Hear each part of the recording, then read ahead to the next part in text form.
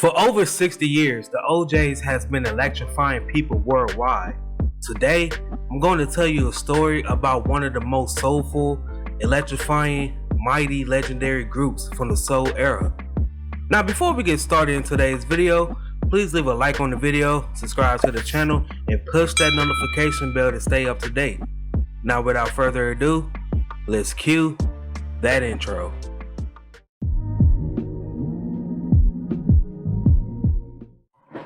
In 1958, Eddie Levert and Walter Williams, two friends from Canton, Ohio, created a duo. Levert and Williams, they got along so well that they recruited other classmates including William Powell, Bobby Massey, and Bill Ayles. And they would form the group and call each other the Triumphs. In 1960, the group, they would rename themselves the Mascots. The group's first single was titled Miracles. You don't have to be blue. This song was recorded at the Cincinnati-based label King's Records. They would go on to release many hits including Do the Wiggle and Lonely Rain. Now, there was one DJ named DJ Eddie OJ who would play the group's songs on a regular basis. When OJ died in 1963, the group, they would rename themselves after him to pay tribute. The quartet had moderate chart success in 1963 with the song Lonely Drifter.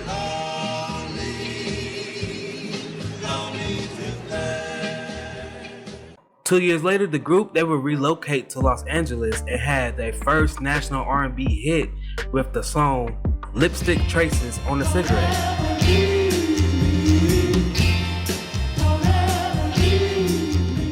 That following year, the group, they would release another charted single with the song Stand There for Love.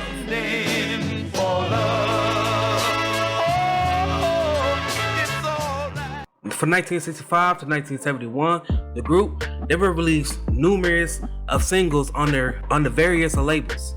During this period, the only single that the group released that actually charted was their time in Neptune Records.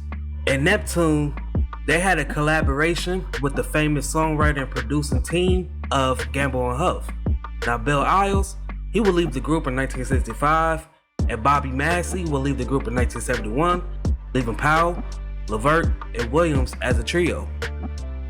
Well, Gamble and Huff founded Philadelphia International Records in 1972. The O'Jays was the first group that they had signed. And during the first year on the label, they would release two singles with Backstabbers in your face. All the time they wanna take your place, the backstab. And 992 Arguments. I can't even go down to the corner and get myself a cold beer.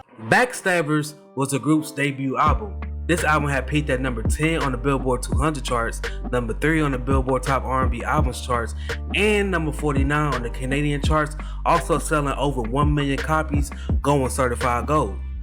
That following year, they would release 3 more singles titled Love Train,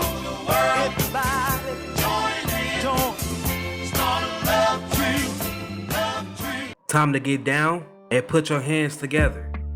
In 1974, the group has scored another gold record with the song For the Love of Money.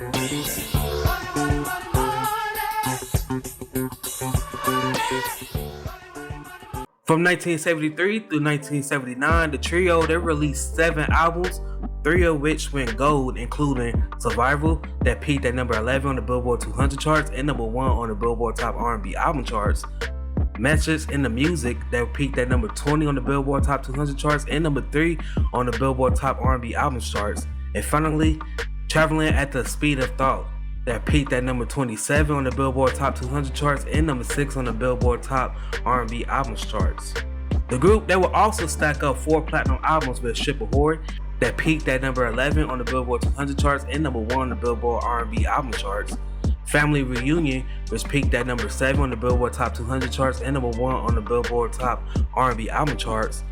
So Full of Love, that peaked at number 6 on the Billboard Top 200 charts and number 1 on the Billboard Top R&B Album charts. And lastly, Identify Yourself, that peaked at number 16 on the Billboard Top 200 charts and number 3 on the Billboard Top R&B Albums charts.